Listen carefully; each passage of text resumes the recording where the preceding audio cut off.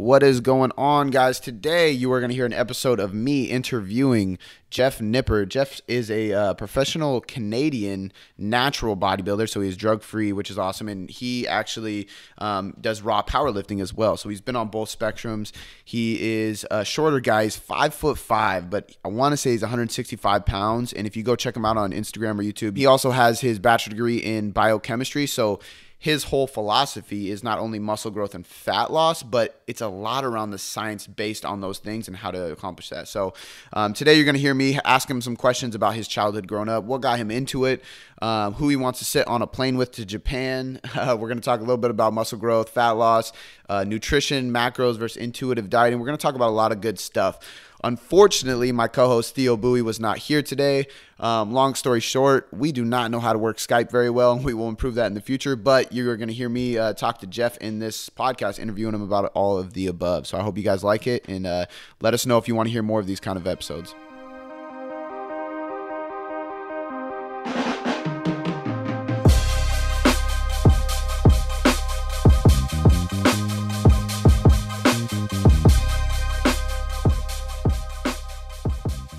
We'll start the show with just kind of going over who is Jeff Nippard, kind of tell the audience about who you are. Sure. Well, Cody, first, thanks for inviting me on the show. It's a real pleasure to be here. I'm excited to talk to you about some stuff. So yeah, Jeff Nippard is my name. I'm a Canadian natural pro bodybuilder, which means I just compete in an organization that tests for a bunch of banned substances like steroids, certain stimulants, growth hormone, insulin, all that kind of stuff isn't allowed. And I'm also a raw power lifter. So I compete in the CPU, which is sanctioned under the IPF as a 74 kilo lifter. I've squat 500 pounds, bench pressed 370, and I've deadlifted at my best 550 pounds at around 165 pounds body weight. So I have passions for both, but I would consider myself to sort of be a bodybuilder first and a powerlifter second, even though I've competed in both equally. I also have a bachelor's degree in biochemistry. So what I try to do in my professional life is sort of blend together my academic background and sort of education with a in-field approach to coaching bodybuilders, powerlifters, and then some just general population folks in terms of building muscle, losing fat, gaining strength. And that's pretty much it. I also run a informative YouTube channel where I sort of document my own journey in fitness along with scientific information to keep it useful for people who like to watch. And I also run a podcast. It's called Ice Cream for PRs.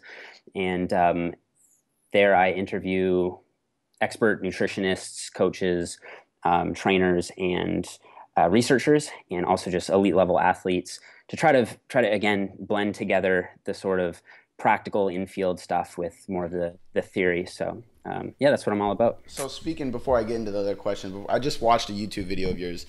Cool. You did a 10,000 calorie challenge. Yeah. Like, and one of the things you were saying in there is I think, and I agree with this completely, people kind of go into it like, oh, I would love, if only I could eat 10,000 calories and not get fat or whatever it is.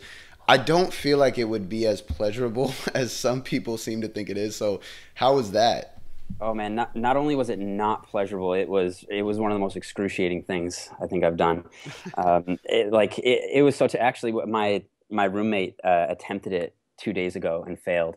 And so I've got to give him a hard time about that because I was dying at like 5,000 calories because like my typical daily intake's probably between like 2,500 and 3,000 calories per day. So even just getting to 5,000, I found really tough. Like I was so full. And so then after that, I think it got to the point where it was 8:30 at night and I still had 6,000 calories left to eat for the day. So I like ordered a large pizza with like all the toppings on it, and I ended up having to drink my calories because I just wouldn't have been able to eat it. I don't think without puking it up. So I basically blended up 2 pints of Ben and Jerry's, like it ended up being like half a cup of coconut oil, half a jar of Nutella, and like all this together. Oh my God. But it was so bad. Like it was just such an interesting experience because like when you watch the videos online, it looks like you said, it's like that would be fun to just like eat all that junk food or whatever. But having that feeling of being really full is a pretty bad one. So anyway, yeah, it's not something I plan to do again, but at the very least, I like got a somewhat entertaining video out of it that apparently a lot of people appreciated because I didn't only just do the challenge, I sort of like integrated some information about how the body responds to overfeeding and like how much fat you can store in one day. How many calories can you absorb? That Like I was sort of answered those questions in right. between the clips. Yeah. That's what was surprising to me because I mean everybody knows like Furious Pete, the guy just runs through baby-sized burritos all day and everything, and it's awesome, right? But I've never seen anybody like calculate it out, and it's funny too. So if anybody out there listening to this doesn't know, Jeff's doing my coaching right now for a show that I plan to do in about 5.5, 6 months, and you gave me a diet break recently, right? And you bumped my carbs up to 275, and even that I was like, well, shit, what am I gonna eat? Like, how am I gonna fill these up now? Because I'm so used to like kind of planning my day around the lower amount. So I can't even imagine 10,000 calories, man. That's crazy. Right. Was your body hurting for days? Did you do a fast the next day or anything like that? I pretty much did a fast the next day. I pretty much ate like just very light. Like I ate like kale and chicken. Like that was all I wanted. I couldn't even stomach thinking Right. think about eating anything other than that. And then even the next day, so like 2 days after, and then also 3 days after, my appetite was very low. Like I would say one day after I probably ate maybe 500-600 calories that day, and then because that's all I Yeah. would not want to go near food. And then the day after that, I probably ate maybe 1,500 maybe. And then the day after that, it's still like I had very low appetite. I would say maybe 2,000. And then from there, I was back to my normal body weight. I think after the second or third day. So I had gained, I think it was 3.5 pounds or something, which was surprisingly not that much.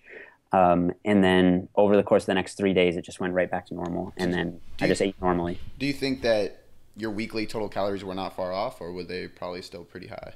Well, I didn't actually calculate it out, but I would say that when you account for all of the stuff that I accounted for in the video, like the increase in spontaneous activity and thermic effect of food and all of that, I would say it was offset really easily in 2 days. Yeah. Okay. Yeah. Yeah, if anybody hasn't checked that out, go on his YouTube. It's just Jeff Nippard, right?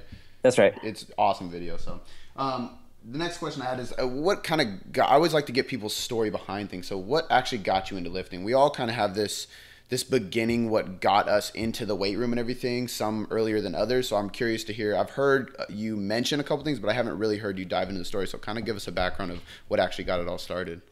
Sure. Yeah. Well, for me, I started out, I guess, my athletic journey first in martial arts. So I got a black belt in Taekwondo when I was 14 years old, I think. And my uncle, my dad's brother, was the coach of the Canadian Olympic team for Taekwondo and still is. So that was my sort of first athletic passion.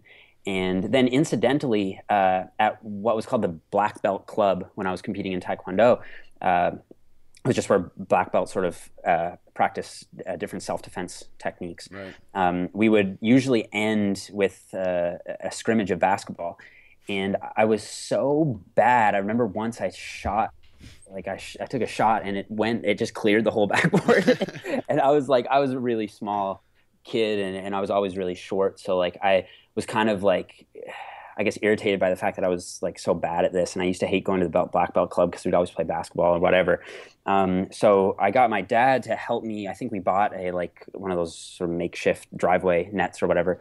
And I started practicing and that was around the time I started working on my vertical leap. So all of my training was centered towards just being able to jump higher. So I did, when I was 15, I got in the gym because I did this special course where you could get in early. So like locally at my community, you had to be 16 years old at the time in order to sign up for a gym membership. And but if you did this special course, you could start at 15. So I started at 15. But a lot of my training was plyometric training set towards improving my vertical leap. So I ran through all these jump programs back then. I don't even know if they're still popular or people do these, but I ran through Air Alert 1, 2, and 3. And I did a ton of jump roping. And squatting and lower body training was sort of like what I wanted to do because I wanted to improve my jump for basketball. And so I guess people can't see me on the podcast, but I'm 5'5", and I have a 5'2", I think, inch wingspan. So like I have very short arms.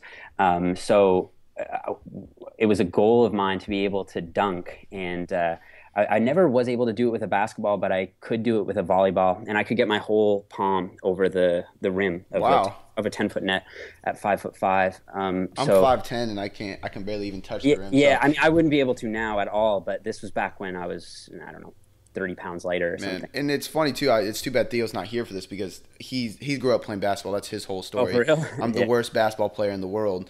So like we'll go play pickup games and it's a joke. But he actually started with some of the same old school programs in his backyard, doing that stuff with his dad when he was that age.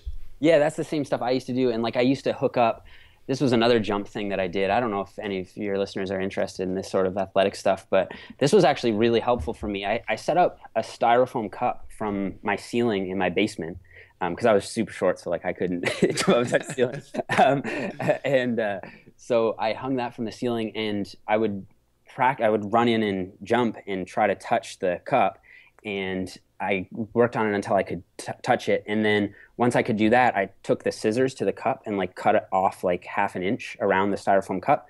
And then I would jump up and go until I did that. And then I continued to do that until I was able to like remove the cup altogether and just hit the ceiling. And I forget what the ceiling, it must have been like, I don't know, a 9-foot ceiling or something. This is like a 15-year-old applying progressive overload to Exactly. And it was like sort of the beginning of progressive overload, Yeah. right? So that even if you just do something simple like that, right? Like without the fancy plyometrics, like just you want to get better at jumping, just like jump more and set a goal, like, and then progressively work towards it, right? Right. So then once I got to the ceiling, I like had my net, which was adjustable, and then I would move that up and down. And I used to try to dunk on like a lower net and then a slightly higher net and so on.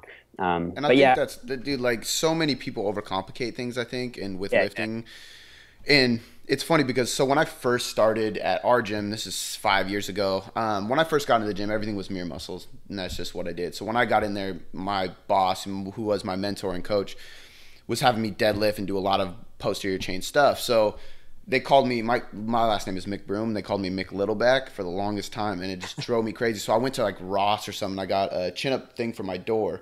And it was the same thing. Every time I walked by, I had to do a chin up. And then eventually it was like 2 chin ups. And then eventually it was 3, right? And it was the same exact concept, but to just grow my back.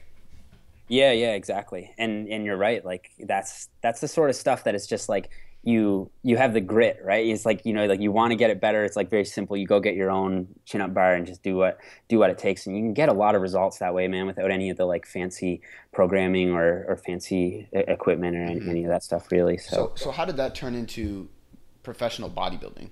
Because Right. obviously that sounds like, you know, you're a black belt at what, 14? Yeah. That's pretty crazy, especially for a small guy, right? And then, well, I wouldn't say small anymore, but short guy. I was a short guy, yeah. And then basketball, and then that turned into bodybuilding? Yeah. Before powerlifting or vice versa? No, bodybuilding first. So after Taekwondo, I got really into basketball because I started to get good at it. And I ended up being the captain on my high school team. And I played point guard. And I initially had wanted to play basketball for my university, but I realized that this was around the same sort of time that I realized that my genetic endowments were better suited for bodybuilding than basketball. Right. It's really tough for a guy under 6 foot to make it at the college level, and so I noticed that at this point I had started, doing a lot more upper body training and just hypertrophy training in general because my parents are both very into bodybuilding recreationally. So there was sort of always like bodybuilding magazines around my house, and I thought that it was weird. Like I was not attracted to it whatsoever. I would say until maybe my last year in high school when I was around 18 or whatever, I started to be like, maybe I could compete in this and do well because it's pretty easy for me to put on muscle. So you had pretty good genetics as a kid?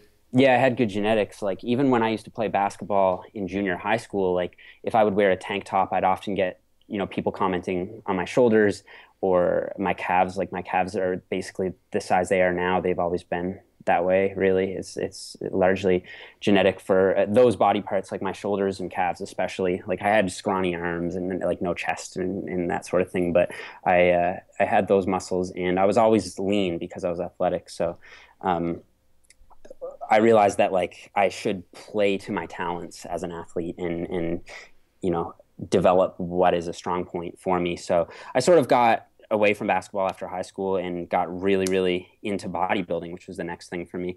And I did my first show then at 19 in my first year of university, I think it was. Maybe it was my second year. And Wow, so you went through prep while studying at a university?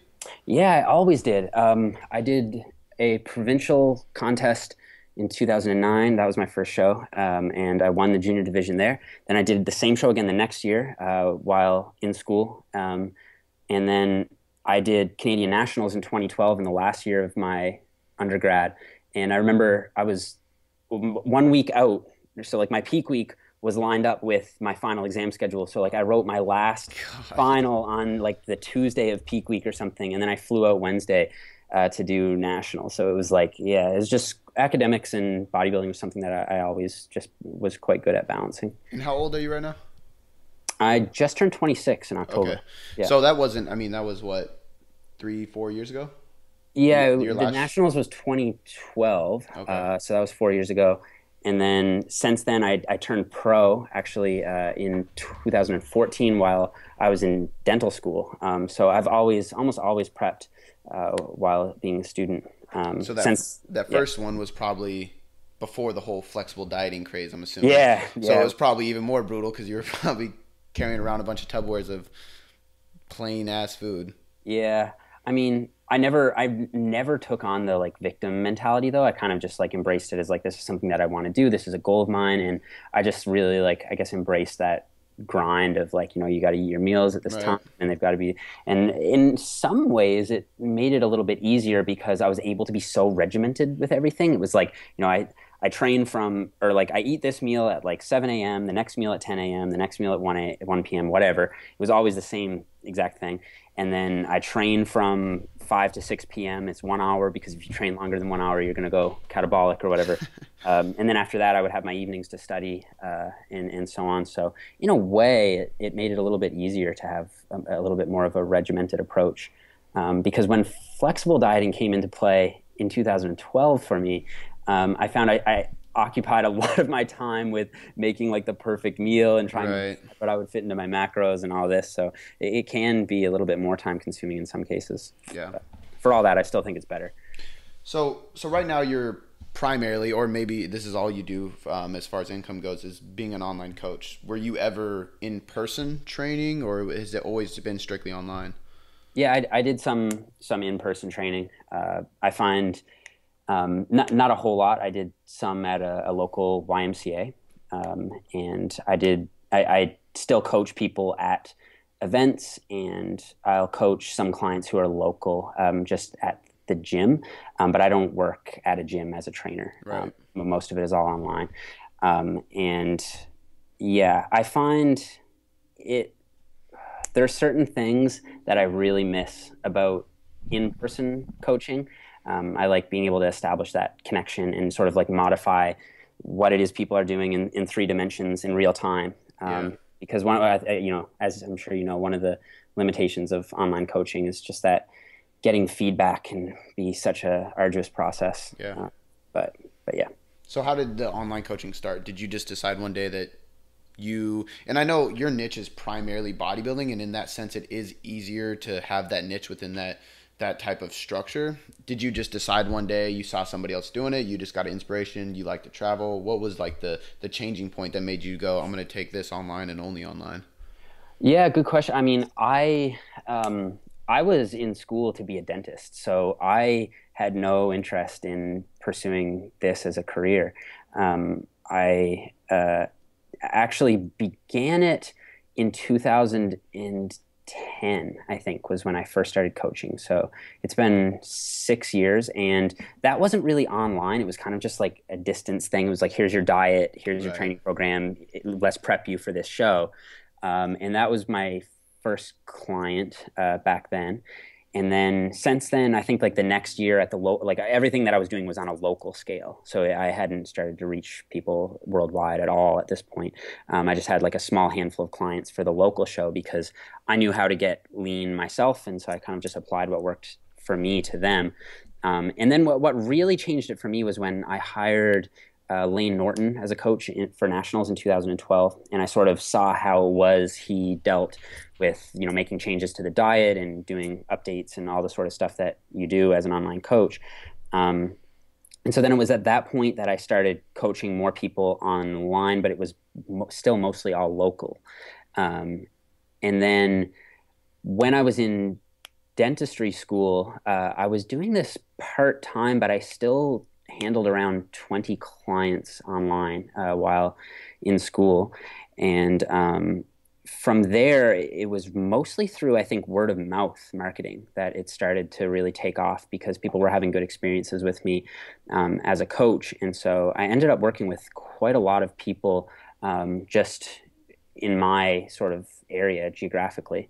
And then after that, I signed a contract with a coaching group that was already quite established, the Strength Guys. I'm not sure if you're familiar with their stuff or not. So I coached with them for a year before branching out on my own, starting my own coaching business, which is what I do currently. And so I guess what transitioned it from a very local group of people who were coached by me to more of like the international venture that it is now was just, I guess, putting myself out there on YouTube and social media platforms and really providing value in terms of scientific information. So I started doing a lot of informative videos, which I think helped establish myself as an authority on these sort of topics to do with training and nutrition. And then from there, it really just started to snowball over the next 2 years or so. And that was like kind of my next question is how did you build it up to what it is now? But it sounds like you didn't really have any. I feel like a lot of people who have a successful business in this sense don't have a specific plan of like, I'm going to do this, then this, and then I'm going to start marketing through this. And it kind of just happens as you put content out, because if you actually are passionate about this stuff, you end up just like putting out a lot of content, right? Yeah, I guess that was what happened. And I never did it with the intention of trying to get clients. Surprisingly enough, it was sort of like, I want to do this video because, I don't know, I'm like genuinely interested in discovering this and sharing it with people. So I would do a video and then I would just sort of shout out my coaching at the end or whatever. But yeah, I don't know that I had a general plan or even if I had a direction for where I saw things going. Honestly, it was just something that I was really passionate about, like you said. And the big step for me was just changing career paths. So when I did that, I sort of realized like, well, if I'm not going to have this like solid career where I make, X figures each year, now I really need to put something into this and make it work. So I put, that much more effort into building it. Even if I didn't really know at the time what exactly it was that I was doing, I still managed to find my way with it, I suppose. So, and before I go to the next question, your coaching business it's called Strong, right? That's right. Yeah. Why is there a C? Because it's STRCNG, right? Yeah, the C stands for coaching. So it's really like it's a trademark issue. So like there's so many businesses now that I can't just call it Strong. That's what my coaching with an O, right? Yeah, so like you have all these businesses like I'm probably not gonna be able to come up with an example now off the top of my head, but you have so many businesses that will like drop a letter or like Lyft for the Uber, like you've heard of Uber. There's Lyft, right? And it's like LYFT. Yeah. It's like, why do they use the Y? It's like, I don't know, just because Lyft with an I is obviously taken. Right. So that was kind of what that was. But when I started this, I had initially planned on releasing clothing at the same time. So it was kind of like coaching and clothing. But I've since put that on the back burner. I've been sponsored by another clothing company that I promote now, which is Rise. And so I just say that the C stands for coaching. But it's interesting when uh, when dealing with it, like with lawyers and accountants and stuff, because they're just like, "Oh, I think you got a typo there," and I was like, "No, it's Yeah. it's on purpose." Well, I got lucky with my nickname's always been Cody Boom Boom. So Yeah, I wouldn't say that's good. I go to the bank or like with my accountant, he was like, dude, what the hell is Boom Boom Performance? And I'm like, that's good. It's a long story. so, Yeah, so I wanted to talk a little bit about nutrition. A lot of people know that that's kind of like my favorite thing to talk about, my niche. We have a lot of people who I train a lot of people that we follow macros because it's an easy way to set up things. Now we have a lot of people that fall more into the intuitive eating side of things, more so of the reason being that macros stress them out, right? Because as you know, we have a lot of lifestyle clients as well. So sometimes people, they just don't want to get on MyFitnessPal every day and they see it as a burden and a stress.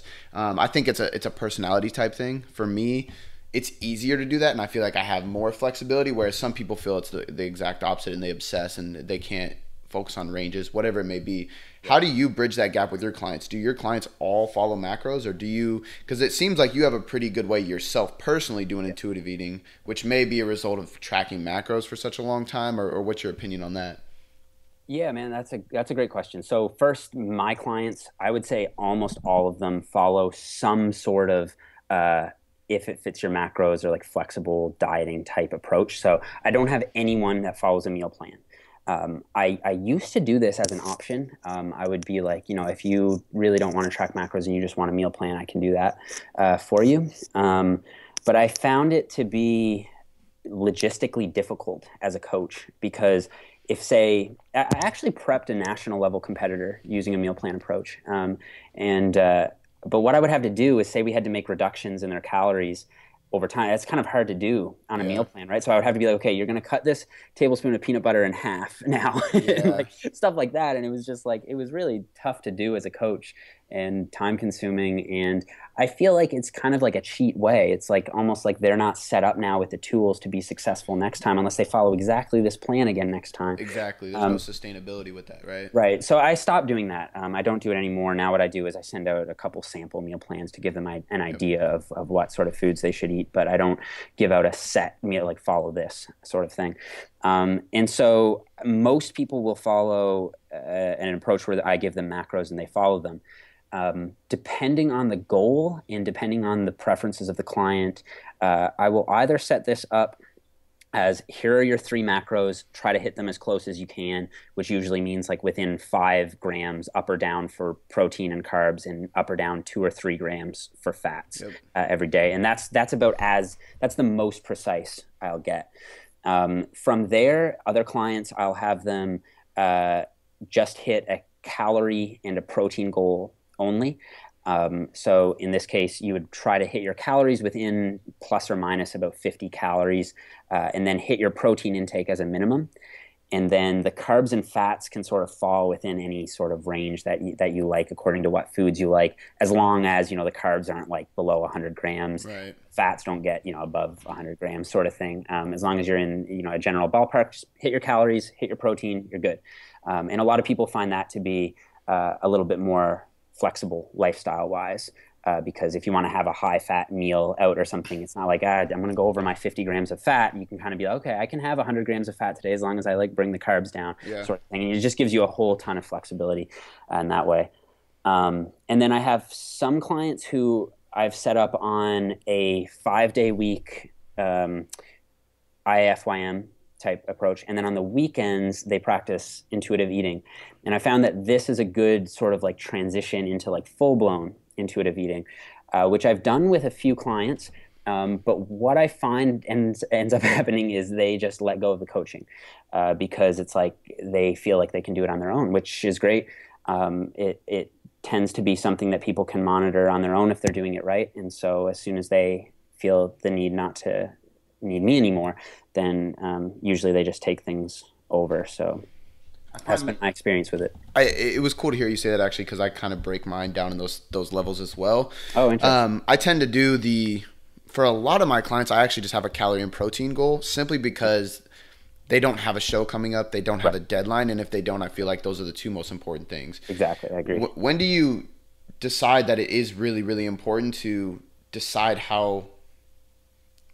where to put their carbs and fats, decide where to bridge the gap between just doing protein and calories and then full blown macros? Right. I think that anyone who doesn't have a show like immediately on the horizon, so say within, I don't know, 16 to 20 weeks of a contest prep, I think that they can do the calorie and protein only approach just fine. Again, it will depend on the preferences of the person. So some people just really like knowing exactly what they're putting in. They kind of want to give it everything they've got. I want my nutrition to be completely on point, and that's totally fine, right? So it really does depend on the goal. But anyone inside of 20 weeks, I'll usually be like, okay, we need to hit everything at this point if we're going to bring your best. Yeah. So that's what I do there. And then most of everybody else, I give them an option. So like if I'm dealing with a powerlifter or a physique athlete in their off season, or just a general population person, I'll say some people really like hitting everything dead on, and that keeps them motivated and it keeps them accountable. So if you want to do that, do it. However, if you would like to try this approach where you'll have a little bit more flexibility, you can do it. And in my experience, there's about an even, like a surprising number of people that work with me really want to hit everything, all the 3 macros, and I have no bias towards it. I don't do that myself. But at the end of the day, I mean, what you want from someone, or what you want in terms of an approach, is one that's going to allow them to be most adherent. Yeah. And so it's a big consideration there. Couldn't agree more. So would you say that, do you think everybody should track macros at some point? I get a lot of people that, I feel like there's people that go in so polar opposites, that people think that you have to be so dead on, when I don't agree with completely, because how do we truly know that every single piece of food you're eating is 100% accurate to what MyFitnessPal tells you, which we know is not true. And then there's the people that think that tracking is completely irrelevant because every day is different, stress levels, all these different things. Where do you fall in between the two? Do you think everybody should do it at least once, or? I kind of do. I mean, let me think here. So I think that people should do it, if not even for the sake of losing weight, just as a learning tool. Like, just get used to knowing what's in different foods. So like if you have someone who comes to you and they're like, they have no knowledge of nutrition and they're like, I want to lose weight. I mean, like, you know, you can go either way on this. I feel like maybe it would just depend on the person, but people like that can oftentimes lose weight just by eliminating something from their diet. Very obvious. It's like, have a look at what you're eating, just pay attention to it, and notice that every night before you go to bed, you have a Dr. Pepper and a bag of Doritos. Right. It's like, could you replace that with maybe like a diet Dr. Pepper and a bag of Sun Chips or something, right? Like just like something small, a little bit lower, right? And that will get them moving. If I told that person, okay, you need to download this app, you need to register for a profile, you need to track, you scan the barcode of everything that you're eating, it might just be too much. Yeah. And so oftentimes what I hear is that people will be like, yeah, no, but you should start tracking macros so you get a feel for it and then you can transition into it. Well, I think it really just depends on that person's nutritional IQ. So if it's very, very low, that's probably not the best starting place. It's probably best just to like be like, you know what, start walking 2 or 3 times a week after work, like make these small changes kind of thing. But you know, if we're assuming that we're dealing with people who are like relatively well versed in, you know, protein, they know what the macros are, and they sort of like have a general idea of how to eat healthfully and so on, then I would say it's a good idea just so that you can get familiar with, like, some people might not have any idea what the macronutrient profile of half a cup of oatmeal is. And you might only learn that by tracking it for a little bit. So it's not a bad idea. I think that MyFitnessPal is really useful as a learning tool, if not as a weight loss tool for everyone. And so having some idea, however it is you learn that, of what it is that's in foods is smart before adopting more of an intuitive approach, especially for bodybuilders and people with physique-related goals.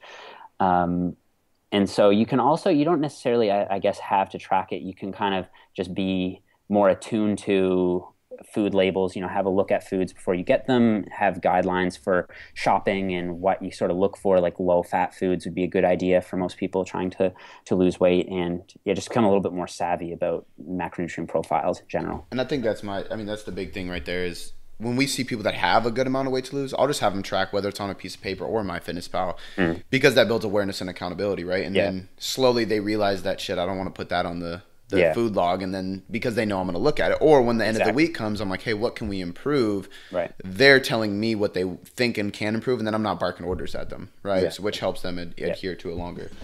So let's switch gears a little bit. Let's talk about training.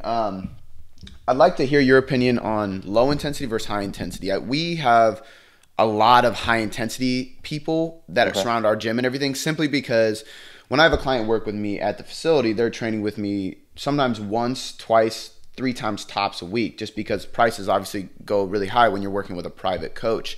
Right. Some of them do smaller group training. Like I run a group called Strength Camp, which is strictly for guys, and it's a smaller group of guys, but still on the higher end price wise. So a lot of them jump in these high intensity metabolic classes throughout the week. Then they're training 6 days a week at a higher intensity.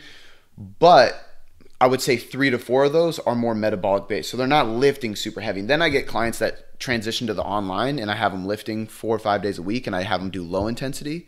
And Right. they're confused as to why they're doing low intensity versus high intensity because, and I think I had this issue way back is like I just wanted to ramp everything up every single day. Like I just wanted to get Right. after it. So where do you stand with that? Because like I know you have me doing low intensity and no high intensity right now. It's Mm. primarily because I'm playing soccer as well. Yeah. But where do you find like it's good to implement high intensity versus low intensity, and why?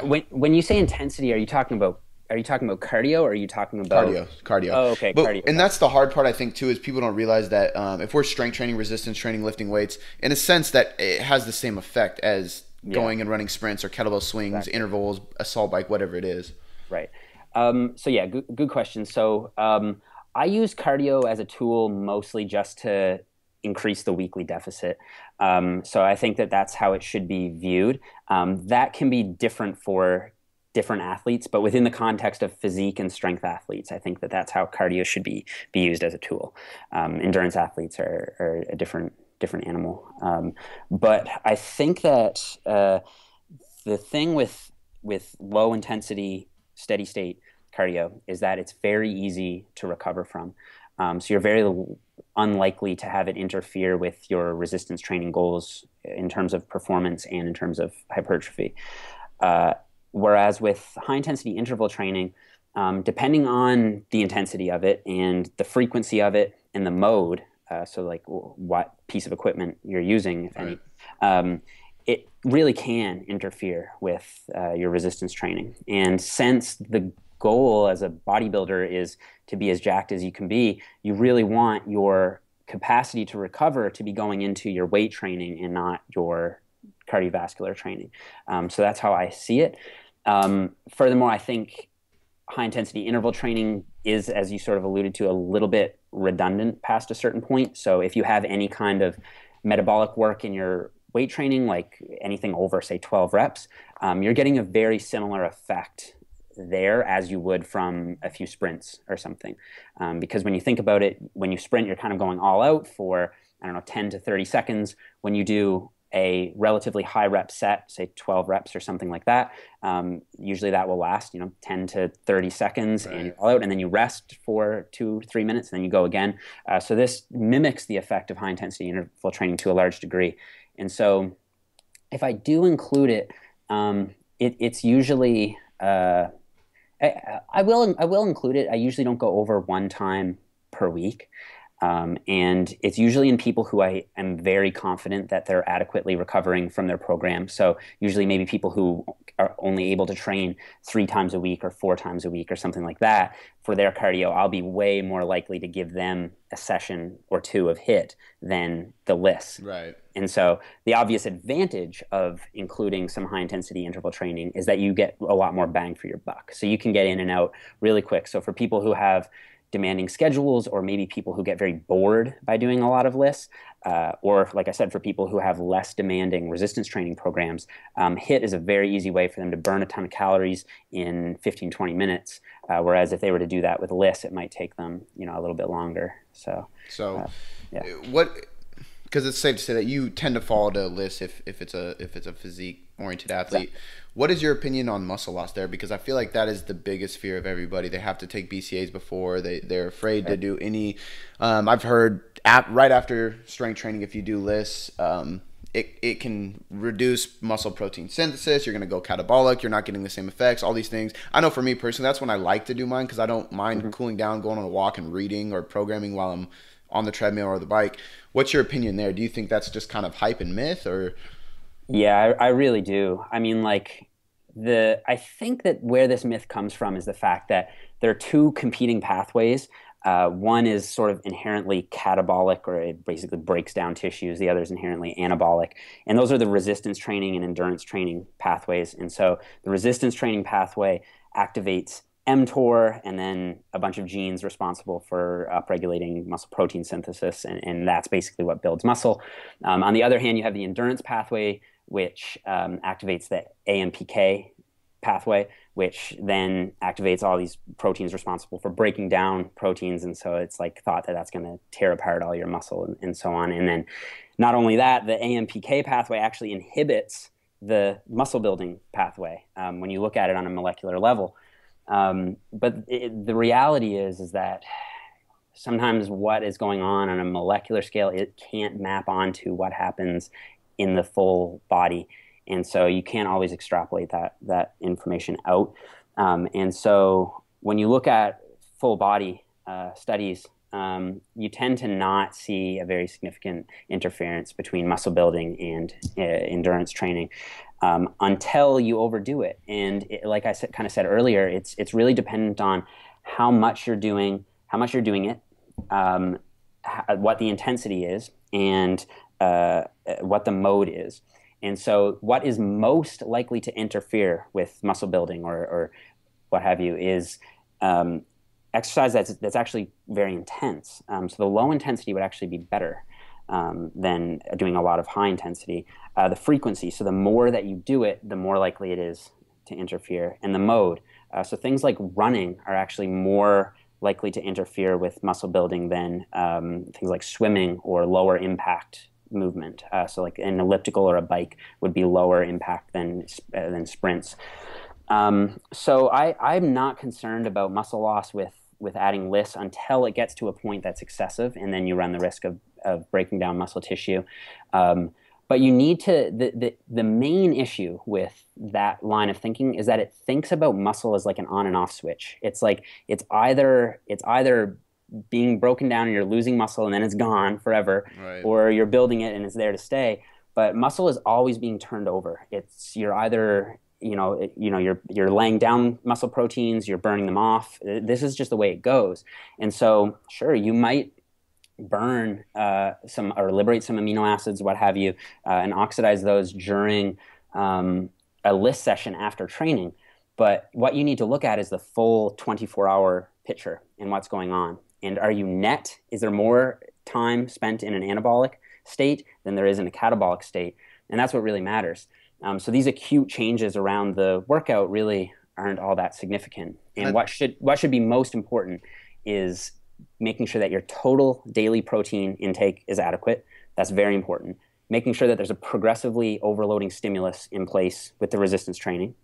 And making sure that you're not losing weight too fast. Right. If you have those three things in place, then you don't need to worry about muscle loss too much. You don't need to slam the BCA shakes and all that kind of stuff. It's really not a warranted concern. And I think people look at it as in that little time frame, and they forget to look at it week after week, month after month, year after year for that. And one thing I noticed actually through my coaching career is once I implemented more LISS, less HIIT, and a little bit more of the RPE scale, and just looking at, instead of the client assuming that they have to add 5 pounds to the bar, they have to add, let's look at the RPE and just focus on that. I've actually had to use less deloads. I've had people more adherent and in the gym more frequently for a longer period of time. And I think at the end of the day, that's what's going to lead to the result they want anyway. Exactly. So if we can keep them in the gym. Yeah. And that's an important thing too. I have some people who are like, Jeff, like I hate LISS. It's like, it's brutal. And I'm kind of like this, like makes me want to claw my eyeballs out sometimes. It's like, I've got like an hour of LISS to do. Like, what am I going to do during that, right? So sometimes it's just people are more adherent if you give them HIIT, in which case it's like, it would be silly to bicker over like, all of these like pros and cons. It's like, no, you like it better. You're going to stick to it better. That's what we're doing. Yeah. Right? Yeah. No, totally agree. So one last question I wanted to talk to you about is being able to transition from bodybuilding, and you've done photo shoots and stuff like that, like shows, into the off season without binging and losing your progress, because we see this a lot, and I've actually had a lot of people stumble through the gym at ours that came in, then they got the idea that they wanted to do a show, and they left, did their show, they came back and they've added 40 pounds, everything fall apart. I've personally been there where I set myself up disaster with my last show. I booked a cruise 2 days I did the later. same thing So after my like pro debut. a week, and I was like, that was my first time. I wasn't ready for it, and I put on a lot of weight afterwards. And luckily, I work in a gym, and I'm surrounded by so much accountability that I eventually got back and learned how to make this a lifestyle. How do you go about not only yourself but with your clients to make that transition so people don't just fall off, or they can manage like adding a little bit of weight, being okay with that, and then figuring out that middle ground and balance after that? Yeah, this is a huge can of worms because this is a difficult this is a difficult topic just because so many people deal with it, and it's not easy. Like when you have that signal coming from your brain to eat because you're so lean, like it can be really, really like I think it takes an unprecedented amount of willpower in some cases to really overcome that. And so what I try to tell people is recognize that like this is normal. Like there's not something wrong with you. Like I've dealt with this after more or less every show. Like I'm a pro and like I still deal with this to a pretty significant degree. Like I know a lot of people have really strong urges to binge after shows just because, you know, your body is not comfortable being at a very low body fat. And so evolutionarily, it wants you to survive. It wants you to have more body fat for storage in case there's a period of starvation like we would see historically. And so this is a natural response that your body's giving you, and it's very normal. Like 99% of competitors will deal with this at some point or another. So that is usually a little bit reassuring for people because sometimes people will be under the impression like, I don't know what's wrong with me. All I can do is think about food. All I want to do is last night I went and I bought a big bag of chips. I don't know why I didn't want to. I ate them all, and it's like that's okay. Like, you know, everyone goes through this. So let's try to put it in the past if you've done it, and now let's drop a plan to avoid this from happening down the road. Now, what I do proactively ahead of time is I try to let them more or less like get this out of their system for a little bit. So, you know, you've dieted for 20 to 24 weeks. The night of the show, like it's a free for all. Like if you want to eat yourself sick, I'm not going to stop you from doing that. And so I actually just say, you know, Friday or Saturday night after the show is eat what you want.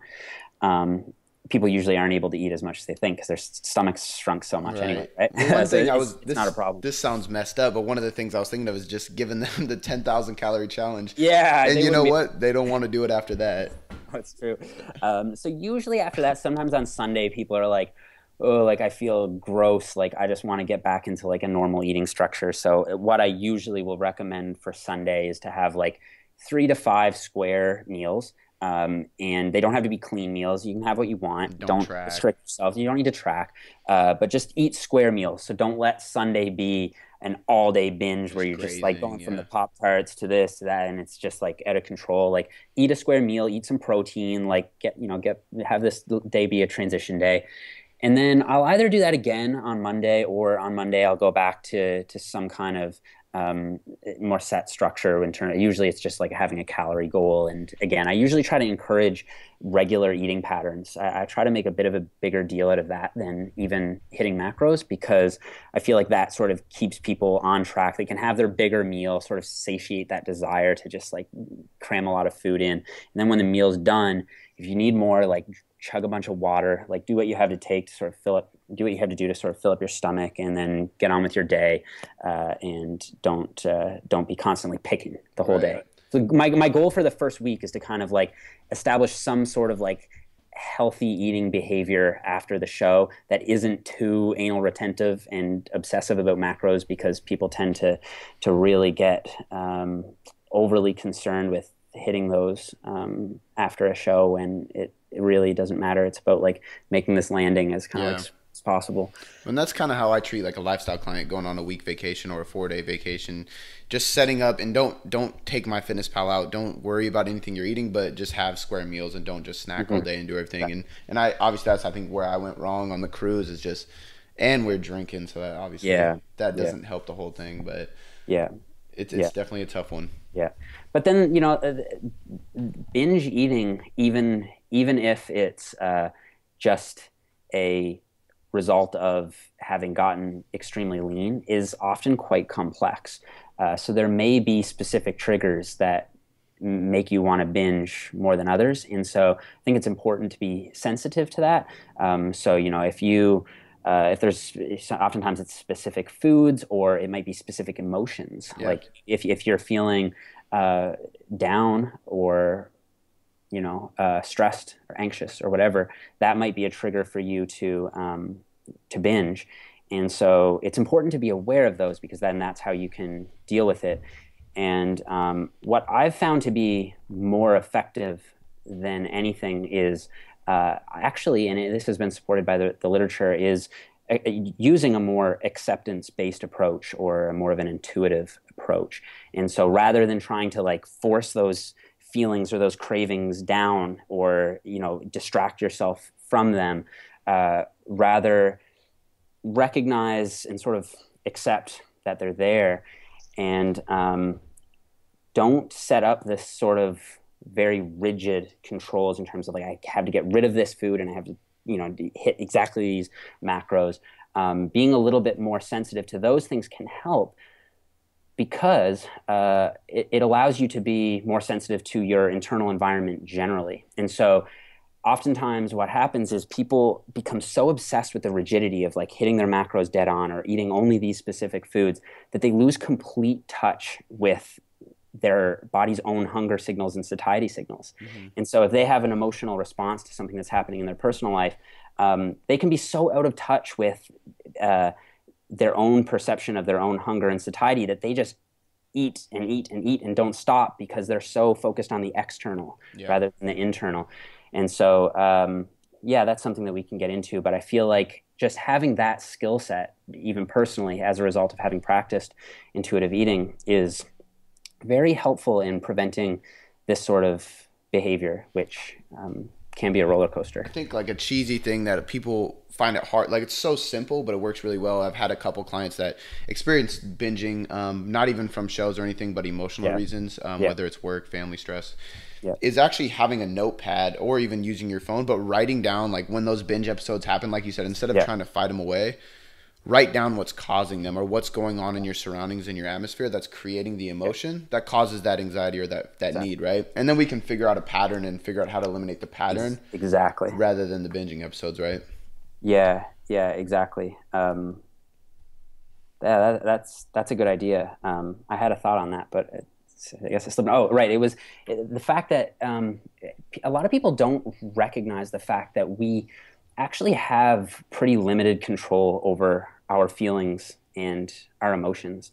And this sort of acceptance-based approach is really catching on in all sorts of facets of medicine, from depression and addictions of all different sorts. And it's gaining traction in the nutrition community in terms of being an effective way of just improving well-being generally, but also preventing eating disorder behavior, lowering body mass index, and so on.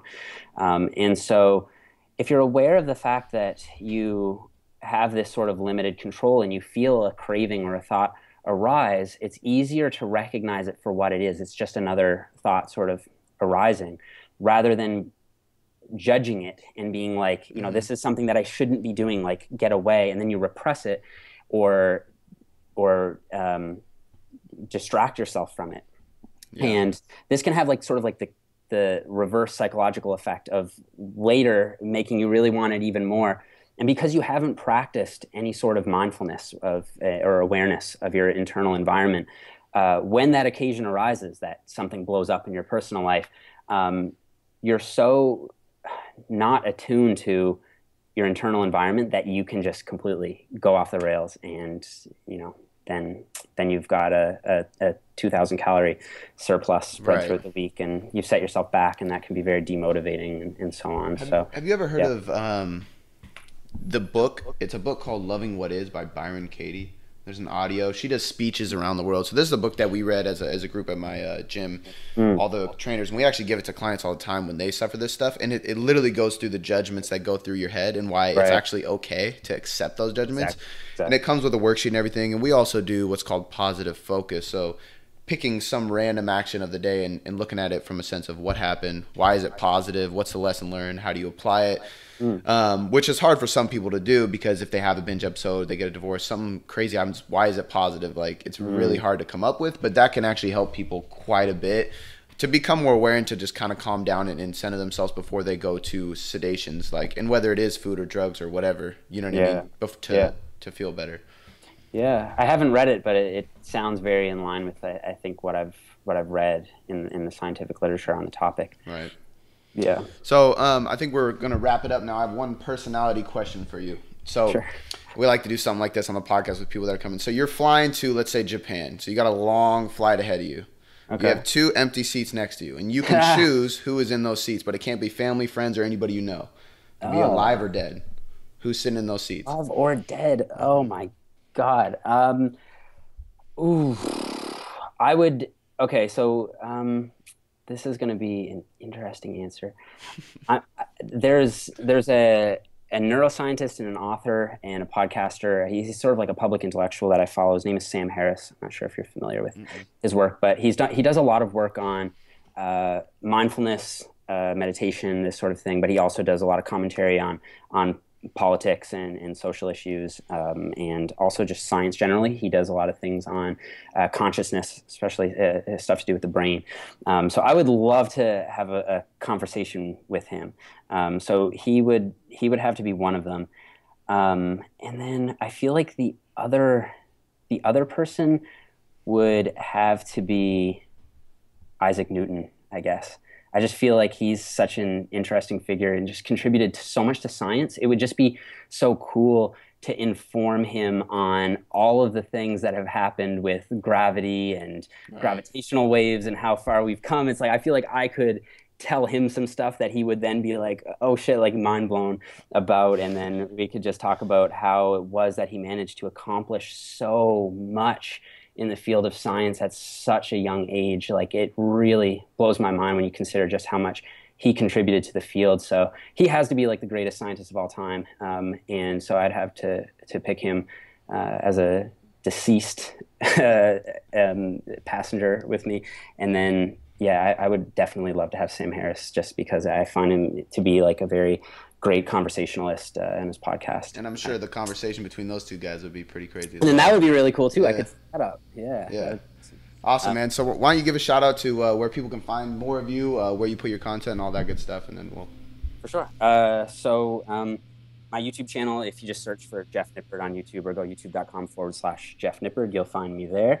I also have a podcast on iTunes and Stitcher. It's called Ice Cream 4 PRs. So it's ice cream and then the number 4 PRS. And I'm active on Instagram. It's just my name, Jeff Nippard. And then you can also add me as a friend on Snapchat. Again, just Jeff Nippard. So everything's pretty simple. Yeah, you kept it smart with just the name, man. Exactly. So thanks again for jumping on the podcast, and we'll catch you next time. Yeah, it was my pleasure, Cody. Thanks for having me. If you love the Mind vs. Muscle podcast, want more free content, and you want to support the movement, share this podcast and leave us a 5-star rating and review. To get your questions answered on the next episode, see the show notes for our social media handles and #Mind vs. Muscle.